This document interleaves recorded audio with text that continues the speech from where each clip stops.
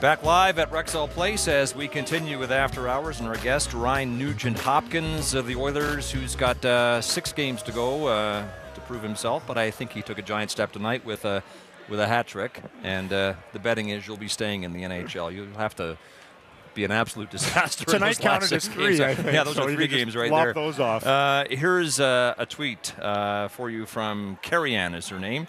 If you could sing karaoke with any of your teammates, who would it be and what song? Probably Ryan Whitney and probably Don't Stop Believing. I just feel like the Journey song? Yeah. Can he do that? I think he can. I think he could pull it off pretty good. Yeah. And you'd back him up? Yeah, I'd kind of be a backup guy. I'd let him take the spotlight. Hit those Steve Perry high notes. Right. Your teammates in Red Deer called you Hopper. Some here are going with RNH. We hear the Nuge. What are your Oiler teammates calling you? It's all the Nuge here. The Nuge. In junior, it was all Hoppy, and then as soon as I came here, it turned into the Nuge. Okay. Yeah. How has it been for you to get comfortable within the room? Because there's so many things for a young guy coming on to a new team to get used to. When to go out on the ice, how warm-up works. You just keep your mouth shut and follow along, or? Pretty much. I just kind of watch the other guys and see what they're doing and stuff. I mean, there's a lot of young guys on this team, so it's good to just talk to them and kind of get a feel for things. Hey, another hat trick could be picking the music in the room. I don't know about that. Yeah. Here's a picture, Ryan, of one of the greatest players ever to play the game. What do you know of Maurice "Rocket" Richard?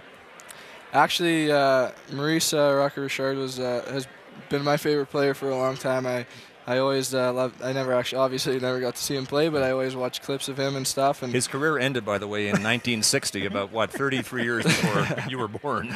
Yeah, so obviously I didn't get to see him play, but I seen the movie on him, and I actually did a project in school a long time ago on him, and he's always been one of my favorite players. You see, that's wonderful that a player anywhere from 18 to 20 years of age would learn about the history of the game and relate to the heritage of it, especially a great player like Maurice Rocket Richard. And I read somewhere that you looked at old film clips of him, and maybe it was in the movie, and were inspired by them. Is that right? Yeah, it was. It's really cool to kind of see clips of him, and he's so intense when he's playing. So it's awesome to see him. His eyes were always so big and stuff, and he always you can just tell he had such a passion for the game. So, I mean, he definitely was a great guy to just watch clips on and just kind of learn some stuff from. I'll stay with the great player stuff and the great one with this one. And I whispered the Wayne Gretzky name this morning to some people, and they were like, tap the brakes on that one with this kid. But there are some similarities. I remember the old story about Wayne when he was younger, when I think Walter had him with a pen and a cardboard cutout of the rink, and he would just trace where the puck went during the game to enhance his vision without looking down and know where the puck went. Was there anything when you were a kid that you worked on or did that enhanced one of your best attributes?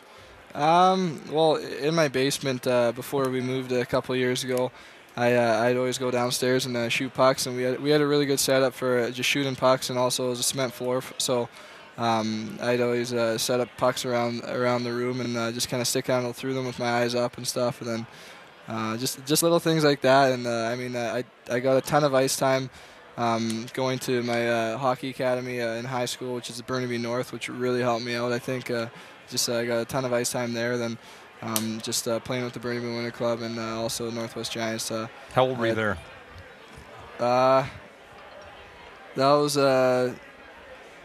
I was just getting out of Bantam. That was my second year Bantam. Well, as a matter of fact, you don't look much older now than you did then. I'm going to say that was last week. Yeah, that could have been last week.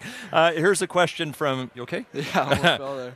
A question from James in St. Albert. The way you take the puck away from players looks so much like Pavel Datsyuk, and we've heard this comparison from a lot of people. Is that a skill players can work on, or is it something you're born with? I think you can definitely work on it. I think just the biggest thing is just tracking back hard, and I mean, when you get the chance to lift the stick up, then I mean you can watch clips of really good players at that, like Datsyuk and a ton of other players, and you can just kind of take stuff from them, and I think you can definitely work on that too. All right, let's talk about the World Juniors. Not easy for a 17-year-old to make Canada's World Junior team. You got to be exceptional, which I would suggest describes you, but you were one of the final cuts last December. How do you look back on it? Well, I mean, obviously at the time I was pretty disappointed. I really wanted to make that team, but I think right after I left there, I just tried to take all the positives from it, and I actually talked to my coach, Jesse Wallen, and he really helped me see the positives. I had a game the next day, and he just kind of calmed me down, and I just tried to use it as motivation to improve my game, and I felt like that after that, actually, the second half of my season was a lot better. So no bitterness, or at least none you'll share with us. No, Pry it out of him, why don't you? What are you going to do on a night like this? I mean, it's a pretty big night for you. Where does this go now? You know what? I'm not too sure. I guess just see what the guys want to do, and probably just go out and grab some food. On this program last year, Taylor Hall admitted that he had some Justin Bieber on his iPod. Are you willing to make the same admission? Yeah, I have a few songs. Whoa, there you go. Wow.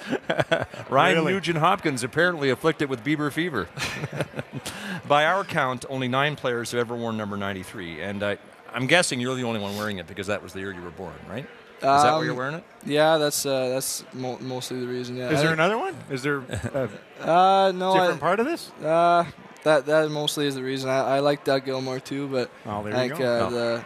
the birth year is probably the biggest one. Yeah, and the rest of the players who've worn it would have to go back to 1893 to make it their birth year. But you've already named Doug Gilmour. Can you name a couple of others who've worn 93? Or any who are wearing it now? Well, Franzen. Uh-huh. Off the top of my head, that's probably about it right now. And I've only got a couple others. Well, here's the We'll list. help But you out. yeah. Peter Nedved, Darren Yeah, Pupo. You Nedved recognize these names, obviously. Yeah. Nice that there was a goalie in there. Yeah, I was gonna say Mika Zibanejad too. He's wearing it this year, right? Are you But gonna nobody's wearing it better than you, I would Yeah, say. exactly. Not tonight. Are you going to send a tweet about your appearance in After Hours? Should I? Here. How painful it was. Read Oh, you've that written one. it for him. Yeah. Oh, that's Just nice read of that you. out loud so we. It was an honor to meet the legend Scott Oake on After Hours. Darryl Reaugh was also Ray. there. Darryl. Ray was No, also believe there. me, you're not alone with that. I was also there.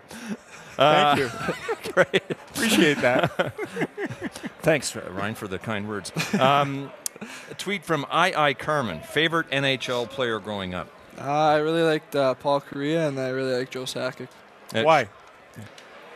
I don't know. I mean, Paul Kariya, both those guys are from Burnaby, Yeah, they're where I'm Vancouver from, so that boys, was right? kind of cool just to watch them play in the NHL, knowing that they were from my hometown. But also, I think they were both really fast, and that really drew me to them. And obviously, they're great players. So, I mean, I think all those little things just drew me to them.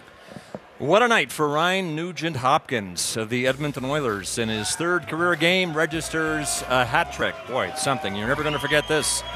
And we've been delighted to have you on the program. Thanks, All right, Ryan. Thanks a ton for having me. All right. Back to wrap After Hours in a moment.